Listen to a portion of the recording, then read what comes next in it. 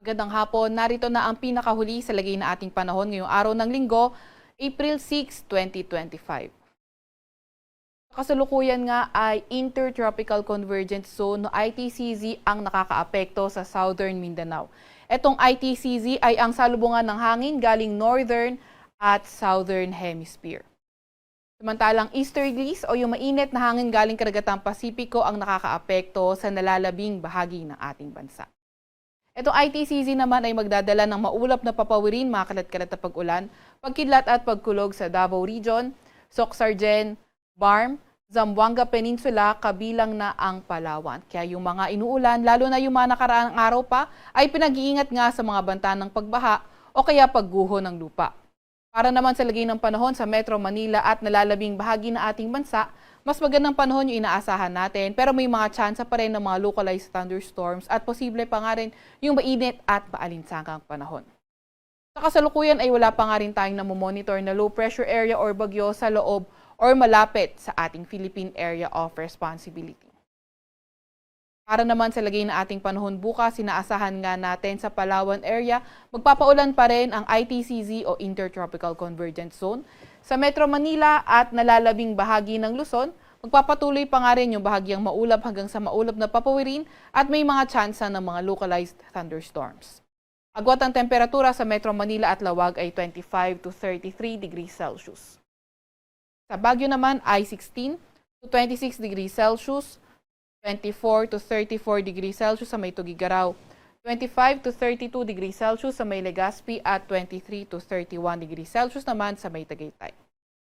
Agwat ang temperatura bukas sa Puerto Princesa ay 26 to 32 degrees Celsius, gayon din naman sa may Kalayaan Islands. Para naman sa lagay ng panahon sa Visayas at Mindanao, inaasahan nga natin by tomorrow patuloy pa rin magpapaulan ang ITCZ sa may Zamboanga Peninsula, Barm, Soc-Sargen, pati na rin sa Davao Region. Para naman sa nalalabing bahagi ng Mindanao at Visayas, magpapatuloy ang fair weather conditions na may mga pulupulong pag-ulan, pagkidlat at pagkulog. Agwat ang temperatura bukas sa may Cebu at Iloilo ay 26 to 32 degrees Celsius.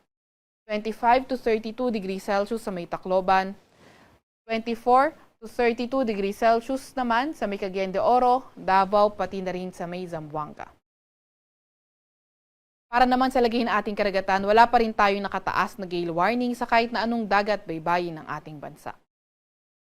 Para sa 3-day weather outlook ng mga pangunahing syudad natin, simulan natin sa Luzon, wala naman tayong nakikita mga weather system na posibleng magdala ng pangmatagalan o pangmagdamagan ng mga pag-ulan, kaya sa Metro Manila, Baguio City, Legazpi City at malaking bahagi nga ng Luzon, patuloy pa rin fair weather conditions at may mga tsansa ng mga localized thunderstorms. Agwat ang temperatura sa Metro Manila sa may susunod na 3 araw ay 24 to 33 degrees Celsius. 16 to 25 degrees Celsius naman sa Baguio City at 25 to 32 degrees Celsius sa may Legazpi City. Para naman sa mga pangunahing syudad sa may Visayas, sa Metro Cebu, Iloilo City at Tacloban City for Tuesday to Thursday, patuloy pa nga rin ang partly cloudy to cloudy skies condition at may mga tsansa ng mga localized thunderstorms. Agwat ang temperatura sa Metro Cebu ay 26 to 32 degrees Celsius. 25 to 33 degrees Celsius naman sa Iloilo City at 25 to 32 degrees Celsius sa may Tacloban City. Para naman sa mga pangunahing syudad sa Mindanao area, sa Metro Davao starting Tuesday ay magsisimula na nga yung pagbuti ng panahon sa Metro Davao. Sa Cagayan de Oro naman, Tuesday to Thursday, patuloy pa nga rin ang fair weather conditions with chances of localized thunderstorms. Sa Zamboanga City, until Tuesday, posibleng magpaulan ng ITCZ pero nakikita naman natin ang pagbuti ng panahon by Wednesday and Thursday. Although sa southern part ng Mindanao, pwede pa rin magpatuloy na magpaulan itong ITCZ o Intertropical Convergence Zone. Sa Metro Davao, agwat ang temperatura ay 24 to 33 degrees Celsius. 24 to 32 degrees Celsius sa may Cagayan de Oro City at 24 to 33 degrees Celsius sa may Zamboanga City.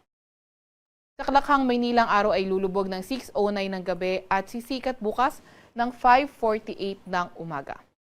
Huwag magpapahuli sa update ng Pag-asa. I-follow at i-like ang aming X at Facebook account, DOST_Pag-asa. Mag-subscribe din sa aming YouTube channel, DOST-Pag-asa Weather Report at para sa mas detalyadong impormasyon, bisitahin ang aming website pag-asa.dost.gov.ph.